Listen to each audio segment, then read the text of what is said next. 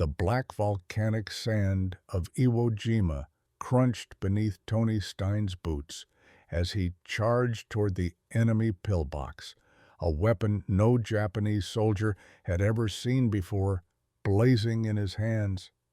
The sound was unmistakable, terrifying in its fury. Not the methodical thump, thump, thump of a standard machine gun, but a screaming roar that sent 1,500 rounds per minute tearing through reinforced concrete and sandbags. The Japanese defenders inside the bunker had faced American firepower before. They knew the rhythms of battle, the patterns of Marine assaults. But this was different. This weapon shouldn't exist. It was cobbled together from the wreckage of aircraft, assembled with spare parts and sheer determination. And in the hands of a 23-year-old corporal from Dayton, Ohio, it was about to change the course of one of the bloodiest battles in the Pacific War. February 19, 1945. The first wave of Marines hit Iwo Jima's beaches at 0900 hours, and immediately the island erupted into hell. Artillery shells walked across the landing zones, mortar rounds exploded in the loose volcanic ash, and machine gun fire cut down men before they could take their first steps inland. The Japanese had been waiting. They'd been digging, fortifying, preparing for this moment for months. Every cave, every ridge, every rocky outcrop had been turned into a fortress. The island's 21,000 defenders knew they were going to die here. They just intended to take as many Americans with them as possible. Tony Stein was among the first men to establish a defensive position beyond the beach. While other Marines scrambled for cover, trying to make sense of the chaos, Stein was already working.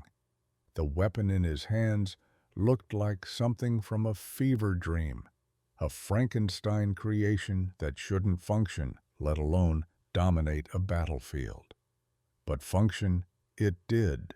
And before the sun set on that terrible day, 20 Japanese soldiers would learn exactly how effective this improvised machine gun could be.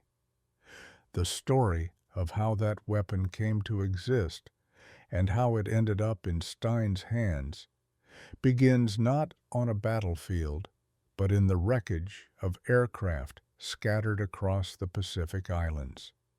It begins with Marines who refuse to accept the limitations of standard-issue equipment. It begins with ingenuity born of necessity and desperation transformed into innovation. Tony Stein hadn't planned on becoming a Marine, much less a war hero. Born on September 30th, 1921 in Dayton, Ohio, he came from a family of Jewish immigrants. His parents, Steve and Rose, had fled Austria-Hungary in search of a better life. Landing in the industrial heartland of America just as the nation plunged into the Great Depression.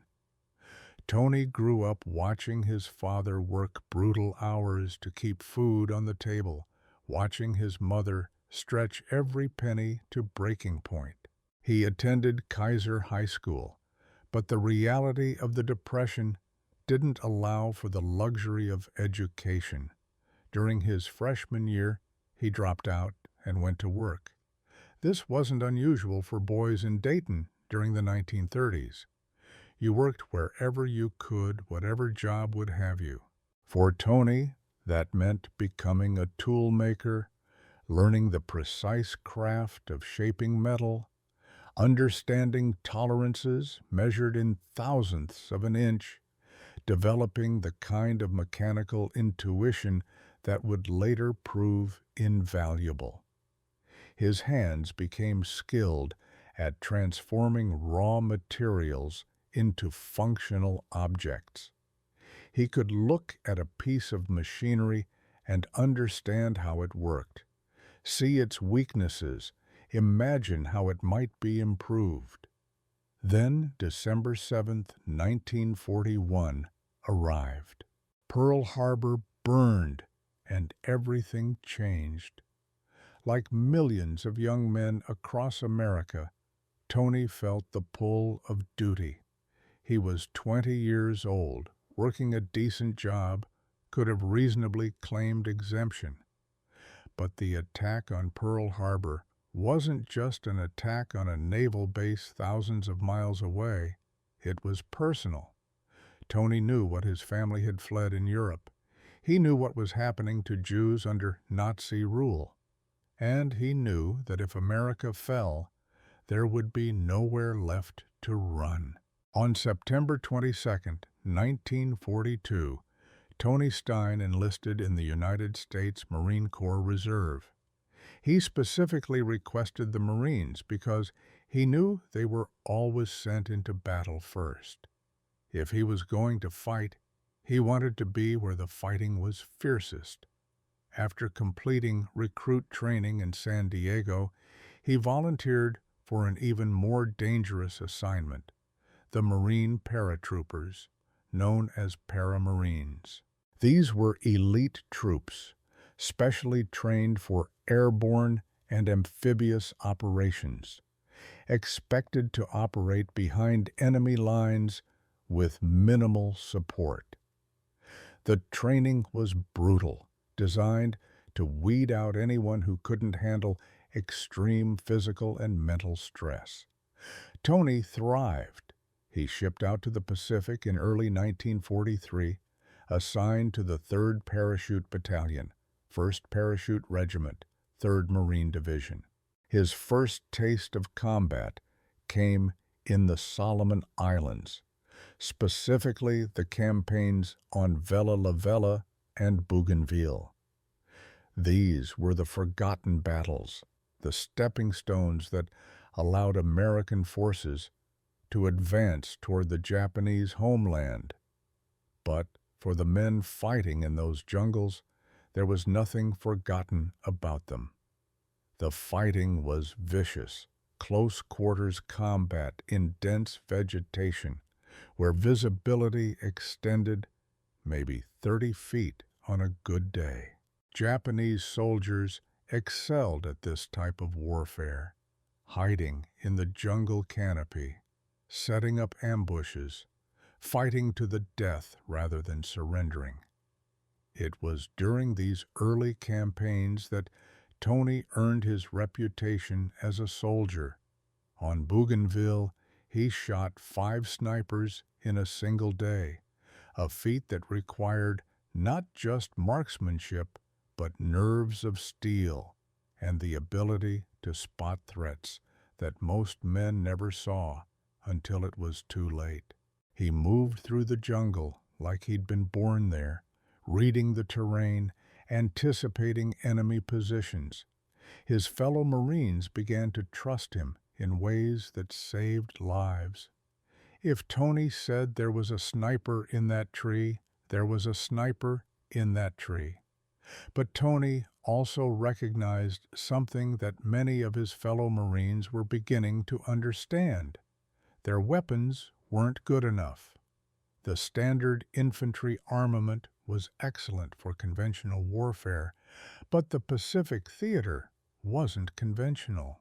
The jungle fighting, the island hopping, the desperate defensive positions required something different. Specifically, they needed more firepower in a lighter package. The problem was the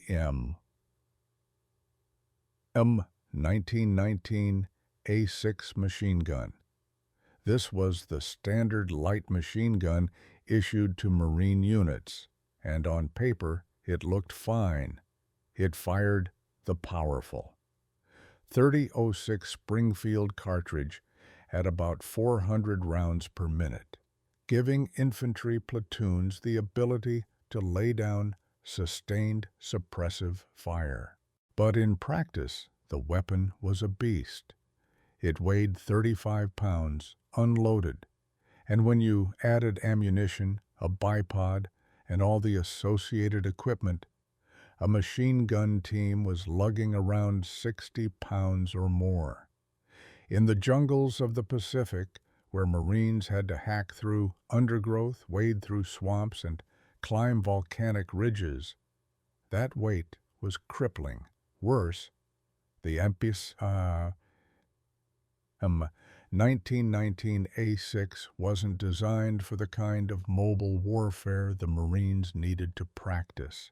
It was essentially a modified version of a weapon designed for fixed defensive positions, adapted for infantry use as an afterthought. When Marines encountered a Japanese ambush, they needed to return fire immediately with overwhelming force. The seconds it took to set up the M1919 A6, deploy the bipod, and get the weapon into action were seconds that got men killed. Machine gunners complained that by the time they had their weapon ready, the firefight was already over. The Marines needed something lighter, something faster, something that could be brought to bear in seconds rather than minutes. And the answer, bizarrely, was lying in the wreckage of aircraft scattered across every island in the Pacific. The AN/M2 Browning machine gun was never intended for infantry use. It was designed by the legendary firearms inventor John Moses Browning as an aircraft weapon, meant to be mounted in defensive positions on bombers and dive bombers. The Navy used them extensively on aircraft like the SBD Dauntless, the PBY Catalina, and the Grumman Avenger. Every time one of these planes was shot down, crashed during landing, or was otherwise destroyed, the AN/M2 machine guns became available salvage. And these weapons were remarkable. They weighed only 21 pounds, a full 14 pounds lighter than the M-1919 A6. But that wasn't their most impressive feature. The AN/M2 could fire at 1,200 to 1,500 rounds per minute, roughly 3 times faster than the standard ground-based machine gun. This insane rate of fire was necessary for aerial combat, where engagement windows lasted only seconds and every bullet counted. The weapon achieved this performance through a lighter barrel, finely machined parts with weight-reducing cutouts, and thin stampings that would have been too fragile for ground use under normal circumstances. There was just one problem. The AN/M2 was completely impractical for a soldier to use in its standard configuration. It had no stock, no traditional trigger, no sights designed for ground targeting. Instead, it featured spade grips, like handles you'd find on a motorcycle, designed to be operated by a gunner seated in an aircraft turret. You couldn't shoulder it, couldn't aim it with any precision, couldn't carry it for any distance and expect to use it effectively. But some Marines looked at this weapon and saw potential. One of the first was Private William Colby, fighting on Bougainville Island in 1943. Colby was stationed at a defensive position when he noticed AN/M2 machine guns that had been brought ashore from salvaged aircraft. The weapons were sitting unused, and Colby had an idea. What if you could somehow adapt one for ground use? Even in its current configuration, the firepower it could deliver might make a difference. Colby's modification was beautifully simple. He attached a bipod to the front of the weapon. That was it. The spade grips stayed. The awkward controls remained. But now, at least the gun could be set up in a fixed position and aimed with some degree of accuracy. It wasn't elegant, but it worked. 2 days after Colby implemented his modification, he got a chance to test it. A Japanese force launched a surprise attack on the Marine defensive perimeter. Colby deployed his modified AN/M2, and what happened next shocked everyone present. The weapon unleashed a wall of fire that stopped the Japanese assault cold. The sheer volume of bullets, the devastating rate of fire, created a killing zone that no amount of courage could penetrate. Private Edward Crumlish fed ammunition belts into the gun as fast as Colby could burn through them, and together they held their position. The Japanese attack collapsed under the weight of fire that shouldn't have been possible from an infantry weapon. Word of Colby's success spread through the Marine units in the Pacific. Officers took notice. Here was a potential solution to the firepower problem, and all it required was some creative thinking and spare parts. But Colby's design was just a starting point. It proved the concept could work, but it needed refinement. It needed Marines who could look at the AN/M2 and envision not just a modified aircraft gun, but a true infantry weapon. Enter Sergeant Milan Mel Grevich and Private First Class John Little. Both were paramarines who had fought on Bougainville alongside the 3rd Parachute Battalion. They'd seen Colby's weapon in action, and they'd also seen its limitations. A machine gun that required a fixed position was useful, but the Marines needed something mobile, something a single soldier could carry and employ on the move. The Pacific War was becoming increasingly aggressive, with Marines expected to assault fortified positions, advance under fire, and maintain momentum in the face of fanatical resistance. A weapon that could only fire from a stationary position wasn't going to cut it. Grevich and Little began their work on Bougainville in late 1943, working with Lieutenant Philip Gray. They started with a salvaged AN/M2 and began the painstaking process of transformation. The spade grips had to go, replaced with something a soldier could actually use. They scavenged an M1 Garand buttstock, cutting and shaping it to fit the AN/M2's receiver. This gave the weapon a proper shoulder stock, allowing a Marine to aim it like a rifle rather than wrestling with awkward handles. Next came the sighting system. The AN/M2 had sights designed for aircraft use, completely inappropriate for ground combat. Grevich and Little removed them and installed sights from a Browning automatic rifle, the BAR. These sights were designed for infantry use and gave the modified weapon proper elevation and windage adjustment.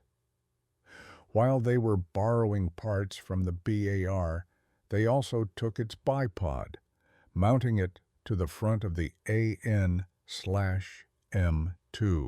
This provided a stable firing platform while keeping the overall package light and maneuverable. The trigger mechanism presented the biggest challenge. The AN/M2 used a solenoid firing system designed to be activated by spade grip triggers. This had to be replaced with a traditional trigger that could be pulled with a finger.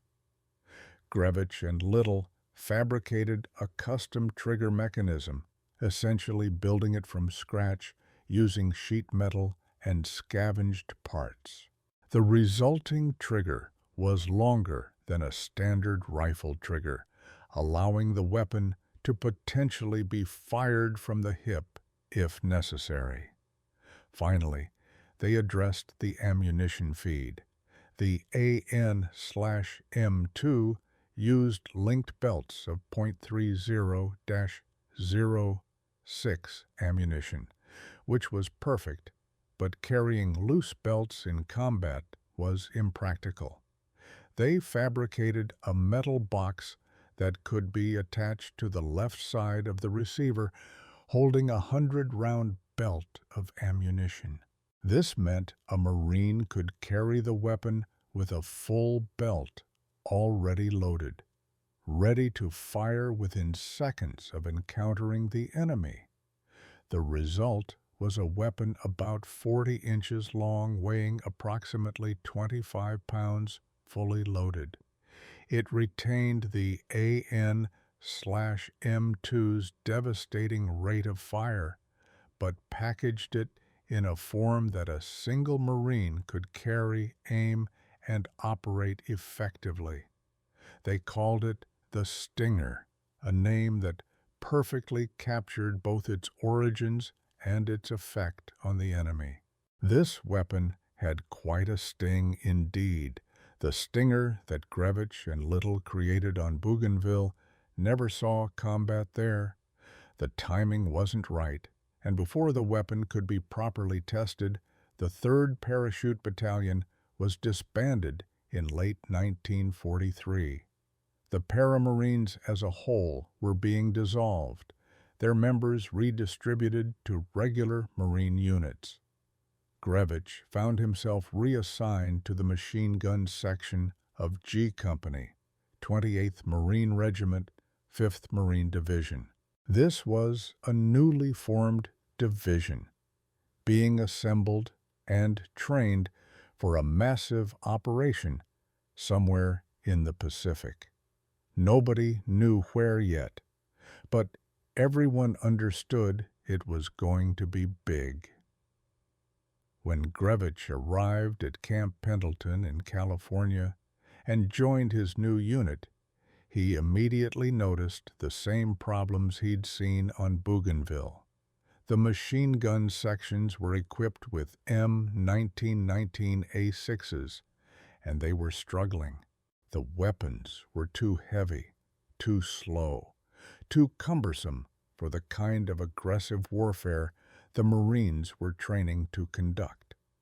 During training exercises, Grevich watched machine gun teams fall behind rifle platoons, unable to keep pace during assaults. He watched them struggle to set up their weapons quickly enough to provide effective covering fire. He watched Marines who would soon be fighting for their lives, handicapped by inadequate equipment. Grevich remembered the Stinger he'd built on Bougainville. He sought out his company commander and explained what he'd created, how it had worked, and how it could give their unit a significant advantage in combat. The company commander was intrigued and authorized Grevich to build a prototype. That prototype worked so well that battalion headquarters approved the construction of 6 weapons. Grevich enlisted the help of PFC John Little, who had been part of the original Bougainville team, and together they set up a small workshop in Hawaii, where the 5th Marine Division was staging for the upcoming invasion. They scrounged AN/M, 2 machine guns from wherever they could find them. Aircraft graveyards provided most of the base weapons, and additional parts came from supply depots, salvage operations, and Marines who knew how to quietly requisition items without asking too many questions. Little would later admit, "I don't recall how or where we got them," which strongly suggests the procurement methods existed in a gray area of military regulations. Grevich and Little worked through November and December of 1944, refining their design with each weapon they built. They discovered that M1 carbine stocks worked even better than Garand stocks for some configurations. They experimented with different trigger designs, finding the optimal length and placement. They tested various mounting positions for the bipod, determining that placing it just in front of the receiver provided the best balance and stability. Each weapon was carefully assembled, tested, adjusted, and tested again. They painted each one in camouflage colors to break up its outline in combat conditions. Most remarkably, each Stinger received a woman's name, painted on the receiver. Grevich's personal weapon was christened Betty Ann. These weren't just tools, they were cherished equipment, lovingly crafted and personalized by the men who would carry them into battle. As January 1945 arrived and the 5th Marine Division prepared to sail toward their still classified objective, 6 Stingers were ready. 5 would be distributed among G Company, 1 to each of the company's 3 rifle platoons, 1 to the demolition section, and 1 carried by Grevich himself. The 6th weapon presented an interesting question. It was assigned to a Marine from a different company entirely, Corporal Tony Stein of A Company, 28th Marines. The exact reason Stein received a Stinger remains somewhat mysterious. He wasn't part of Grevich's company, wasn't part of the original development team, and by all rights shouldn't have been on the list to receive one of these rare, unofficial weapons. But Stein was a tool maker by trade. He understood metalwork, understood mechanisms, understood how to build things. It's highly likely that Stein assisted in the actual construction of the Stingers, lending his professional expertise to help Grevich and Little refine their designs. His reward for this assistance was one of the weapons for his own use.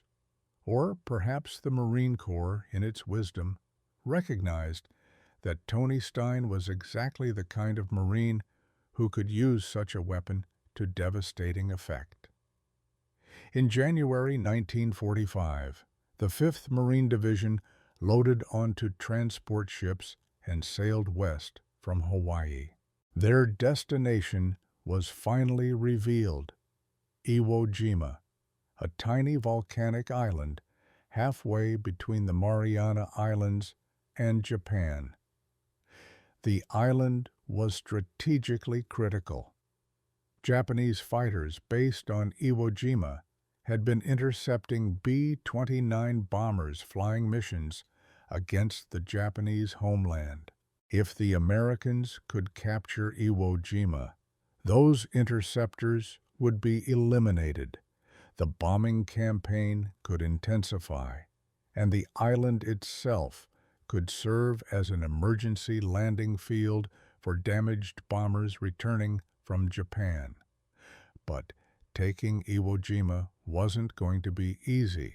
Intelligence estimated the Japanese garrison at 21,000 troops, deeply entrenched in an elaborate network of tunnels, bunkers, and fortified positions.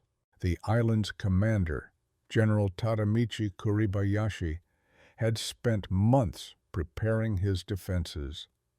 He'd studied American tactics and concluded that the traditional Japanese strategy of meeting invasions at the beach was suicidal. Instead, he positioned his forces inland, in concealed positions with overlapping fields of fire. He ordered his men to fight to the death, to make the Americans pay for every yard of volcanic rock. On February 19, 1945, the pre-invasion bombardment lifted, and the first wave of Marines headed toward the beaches. Tony Stein was among them, his Stinger loaded and ready. The volcanic sand of Iwo Jima's beaches wasn't like the sand on normal beaches. It was loose, black, and treacherous. Marines found themselves sinking to their ankles with every step, making movement exhausting and slow. And then the Japanese opened fire. Artillery shells began falling among the landing craft before they even reached shore. Mortars walked across the beaches, each explosion sending up geysers of black sand. Machine guns opened up from concealed positions, their interlocking fields of fire creating zones where nothing could survive.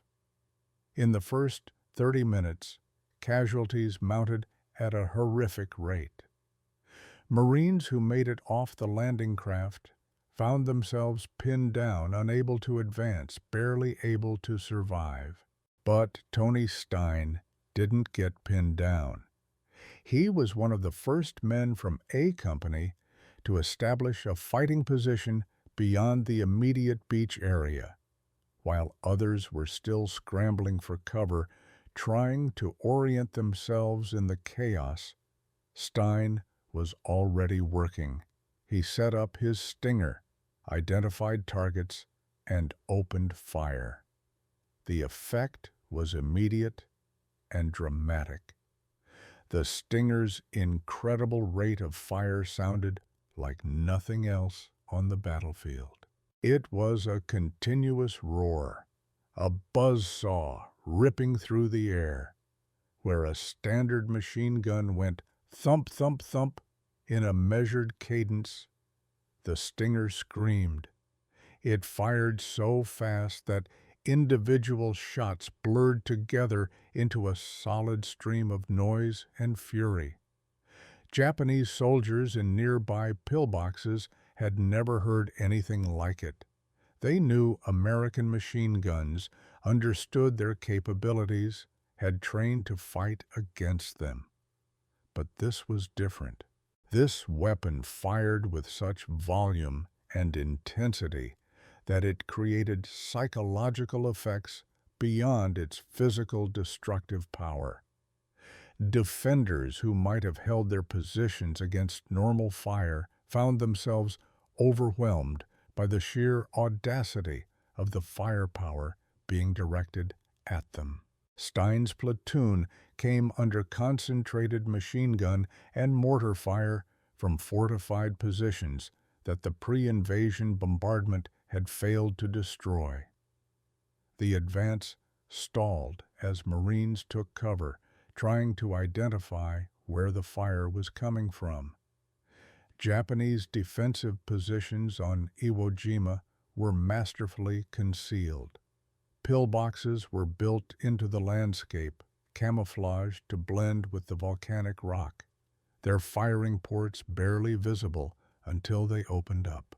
Trying to locate these positions while under fire was nearly impossible. Tony Stein stood up in the middle of a firestorm of bullets and explosions, with Marines all around him, hugging the ground and praying, Stein deliberately exposed himself to enemy fire. He stood upright, making himself a target, drawing the Japanese guns toward him. This wasn't suicidal bravado, it was calculated tactics. If the Japanese were shooting at him, they'd reveal their positions. Their muzzle flashes, the tracers from their machine guns, would show Stein exactly where they were hiding. And once he knew where they were, he could kill them. Stein identified a complex of interconnected pillboxes and bunkers, each supporting the others in a defensive network. A frontal assault by a platoon would result in devastating casualties. But one man with a stinger could change the equation. Stein charged. He ran toward the first pillbox, his stinger blazing, putting down such a volume of fire that the Japanese defenders couldn't effectively return it. The Marines had a saying, "You can't hit what you can't see." And when the stinger was firing, all you could see was muzzle flash and dust. Stein got close enough to the first pillbox to direct his fire through the gun port. The high rate of fire meant that even if his aim was slightly off, enough rounds were going through that aperture to neutralize everyone inside. He moved to the second pillbox, then the third. One by one, Stein systematically destroyed the enemy positions. Each assault was a near-suicidal charge across open ground, each one defying the kind of fire that should have killed him a dozen times over, but the stinger gave him an edge. Its firepower was so overwhelming that it suppressed enemy fire, kept heads down, created the bare fraction of a second Stein needed to advance and find cover. The official Medal of Honor citation would later state that during this assault, Tony Stein killed 20 Japanese soldiers, 20 enemy troops, eliminated in a furious, close-quarters assault, using a weapon that wasn't supposed to exist. But numbers don't capture the full reality of what happened. Each pillbox Stein neutralized was a fortified position that could have stopped the entire Marine advance. Each Japanese soldier he killed was one less defender firing into the ranks of his fellow Marines. His assault didn't just kill enemies, it broke the back of a defensive line and allowed the entire company to advance. But there was a cost. The Stinger's incredible rate of fire devoured ammunition. A 100-round belt lasted only a few seconds of sustained fire. Stein burned through his initial load, then the spare belt, then everything he was carrying. The weapon fell silent, and he was stuck in the middle of a combat zone with an empty gun. Most Marines in this situation would have fallen back, consolidated with their unit, called for resupply. Tony Stein did something different. He kicked off his boots. He threw down his helmet. He stripped himself of everything that might slow him down, and then he ran back toward the beach where the ammunition supplies were being unloaded. The beach was still under fire. Artillery shells were still falling. Mortar rounds were still detonating. Stein ran through all of it, reached the supply dumps, grabbed several belts of 30-06 ammunition, and turned around to run back. But he didn't run back alone. On his way to the beach, he'd seen wounded Marines, men who'd been hit and were unable to move under their own power. Stein picked up a wounded man, slung him across his shoulders, and carried him back to the beach where Navy corpsmen could provide medical care. Then he grabbed more ammunition and ran back to the front lines. He did this 8 times, 8 separate trips through hell, each time bringing ammunition forward and wounded Marines back. Between these runs, he continued to fight, continued to assault enemy positions, continued to push forward when everyone else was pinned down. At one point during the fighting, the Stinger was literally shot out of his hands by enemy fire. The rounds struck the weapon, knocking it from his grasp. Stein picked it up, checked that it still functioned, and kept fighting. Later in the day it happened again, enemy fire striking the Stinger and sending it spinning away. Again, Stein simply retrieved it and continued the assault. By the end of that first day on Iwo Jima, Tony Stein had accomplished something extraordinary. He'd broken enemy defenses that could have held up the Marine advance for hours or days. He'd killed at least 20 enemy soldiers, possibly more. He'd saved the lives of 8 wounded Marines by personally carrying them to safety. And he'd done all of this while armed with a weapon he'd helped build from aircraft salvage and spare parts. The fighting for Iwo Jima continued for 36 more days after that first terrible landing. The 28th Marines pushed across the island, cutting it in half, then turned toward their primary objective, Mount Suribachi, the volcanic cone that dominated the southern end of the island. This extinct volcano had been turned into a fortress with artillery positions, machine gun nests, and observation posts, all connected by tunnels that allowed defenders to move unseen and concentrate their forces wherever they were needed. Tony Stein and his Stinger were at the forefront of the assault on Suribachi. He continued to employ the same tactics that had worked on the beaches: identify enemy positions, assault them directly, overwhelm them with firepower, move to the next target. It was exhausting, dangerous work that defied every survival instinct, but it worked. On February 23, 1945, Marines reached the summit of Mount Suribachi and raised the American flag. The photograph of that flag raising would become one of the most iconic images in American history, a symbol of courage and sacrifice. Tony Stein didn't make it to the summit for that moment. He'd been wounded during the assault and evacuated to a hospital ship offshore. Most Marines in Stein's position would have stayed on that hospital ship.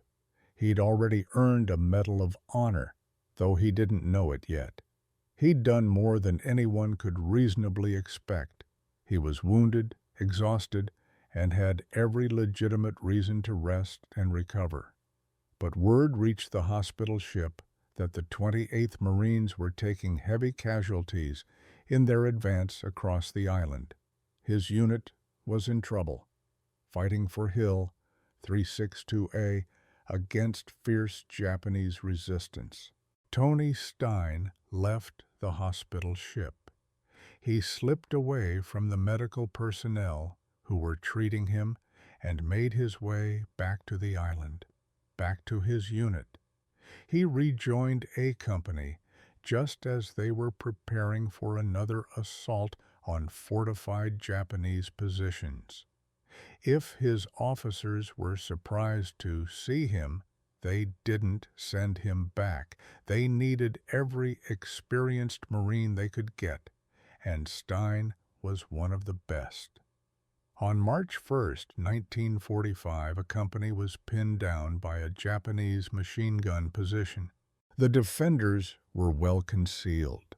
Their field of fire covered all the approaches, and direct assault seemed impossible. Tony Stein volunteered to lead a patrol to locate and destroy the position. He took 19 Marines with him, moving carefully through the volcanic rock and scrub vegetation, trying to flank the enemy gun. They never made it. A Japanese sniper, hidden somewhere in the complex terrain, had been watching the American movements. He saw Stein, recognized him as the patrol leader, and fired. The bullet struck Tony Stein in the head, killing him instantly. He was 23 years old. He'd been in combat for exactly 10 days on Iwo Jima.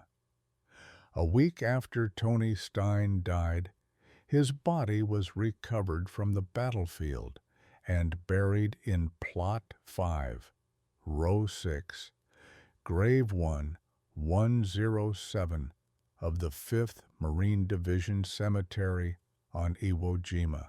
The cemetery would later receive one of the most famous eulogies in American military history, delivered by Rabbi Roland Gittleson, who spoke of the purest democracy found in a military cemetery where men of all backgrounds lie together in honored rest. Tony's commanding officers immediately began the process of nominating him for the Medal of Honor.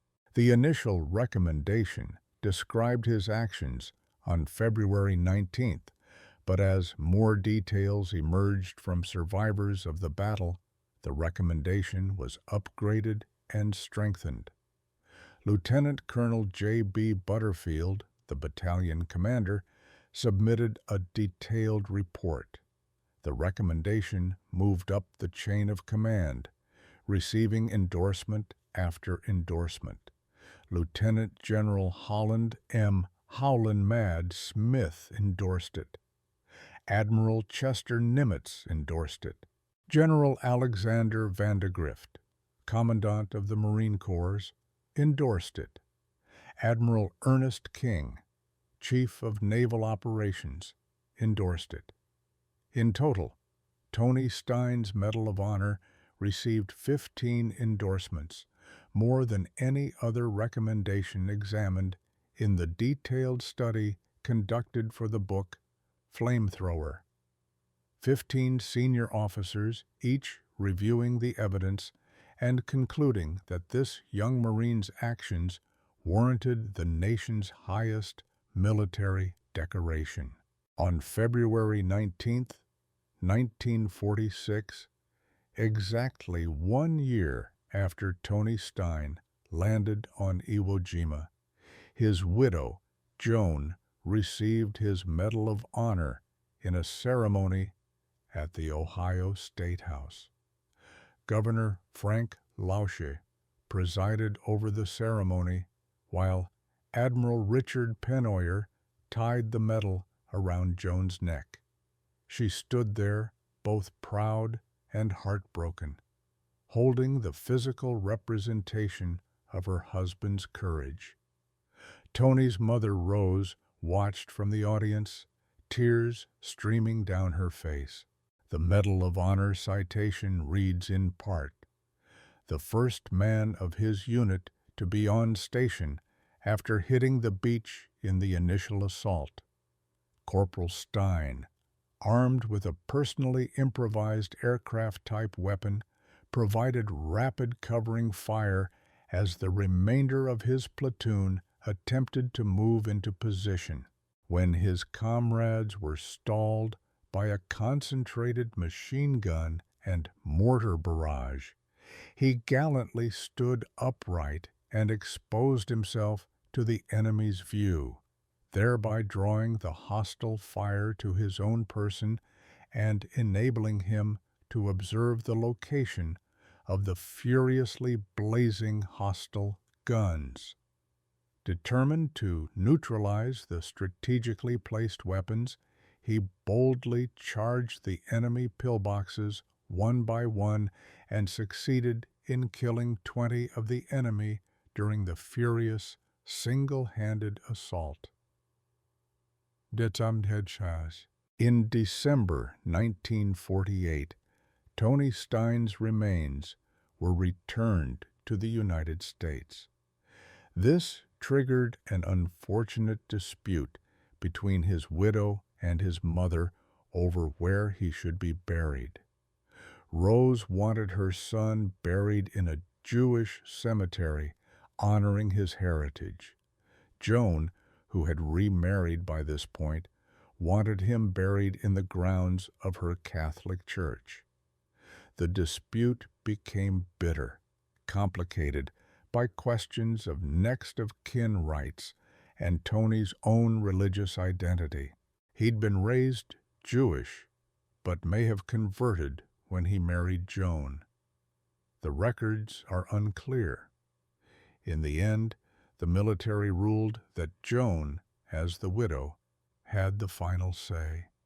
Tony Stein was buried in the cemetery at Our Lady of the Rosary Church in Dayton, Ohio, with full military honors. He remains there today, one of Dayton's heroes, the city's only Medal of Honor recipient from World War II. The Stinger that Tony Stein carried into battle on Iwo Jima didn't survive the war. None of the 6 original Stingers did. After the war ended, the Marine Corps, like all military services, began the process of standardizing equipment and disposing of non-standard weapons. The Stingers, being unofficial modifications of aircraft weapons, were almost certainly destroyed. They didn't fit into the supply system, couldn't be properly maintained through normal channels, and represented exactly the kind of improvised equipment that peacetime militaries prefer to eliminate. But the concept survived. The Marine Corps had learned the lesson that the Stinger taught. Light weight and high rate of fire mattered more than theoretical range and sustained fire capability. The experience with the Stinger, combined with similar lessons learned throughout the Pacific War, influenced the development of post-war machine gun doctrine. Eventually, the United States military adopted the M60 general-purpose machine gun, and later the M240. Both of these weapons emphasized reduced weight and increased practical firepower, the same principles that Grevich, Little, and Stein had demonstrated with their improvised creation. In 1972, the U.S. Navy commissioned the USS Stein, a Knox-class frigate, in Tony's honor. The ship served for 25 years, finally being decommissioned in 1997. In 1989, the Marine Corps dedicated the Moving Target Simulator building at Camp Pendleton to Corporal Tony Stein, ensuring that future generations of Marines would train in facilities bearing his name. Today, replica Stingers exist in museums and private collections. Firearms historians and enthusiasts have painstakingly recreated the weapon based on the 2 known photographs of Sergeant Grevich holding his original Stinger. These replicas help preserve the memory of what these Marines accomplished, but they can never truly capture what it meant to carry that weapon into combat. The story of Tony Stein and the Stinger is more than just a tale of an improvised weapon and a brave Marine. It's a story about American ingenuity, about Marines who refused to accept that the weapons they had were the weapons they were stuck with. It's about men who looked at broken aircraft and saw the solution to a problem that was getting their friends killed. It's about a tool maker from Dayton who used his skills not to make money in a factory, but to create something that would save lives and win battles. When the Japanese defenders on Iwo Jima first heard the distinctive roar of Tony Stein's Stinger, they couldn't believe what they were hearing. The rate of fire seemed impossible. The volume of bullets being thrown at their positions defied everything they knew about American infantry weapons. And when they saw the results, when they watched their carefully prepared defenses being systematically destroyed by a single Marine with an impossible weapon, they learned a lesson that militaries have had to relearn throughout history. Never underestimate American ingenuity, and never underestimate the courage of the Marines. Tony Stein killed 20 Japanese soldiers in a single assault using a weapon built from aircraft parts. But his real legacy isn't measured in body count or even in the Medal of Honor around his widow's neck. His legacy is the demonstration that innovation and courage can overcome impossible odds, that ordinary men can achieve extraordinary things when the cause is just and the need is desperate. The black volcanic sand of Iwo Jima still holds the memories of those terrible days in February and March 1945. Somewhere in that sand, in the foundations of the pillboxes Tony Stein destroyed, there are probably still bullet holes from the Stinger. They're a permanent reminder of what happens when you give a brave man an impossible weapon and point him at the enemy. If this story moved you, hit that like button. Every like tells the algorithm to share Tony Stein's story with more people who need to hear it. Subscribe and turn on notifications, because we bring you stories like this every single day. Stories about ordinary people who did extraordinary things, about innovation born of necessity, about courage that changed the course of history. Drop a comment right now and tell us where you're watching from. Are you in Ohio, Tony's home state? Are you a veteran yourself? Do you have family who served? Let us know.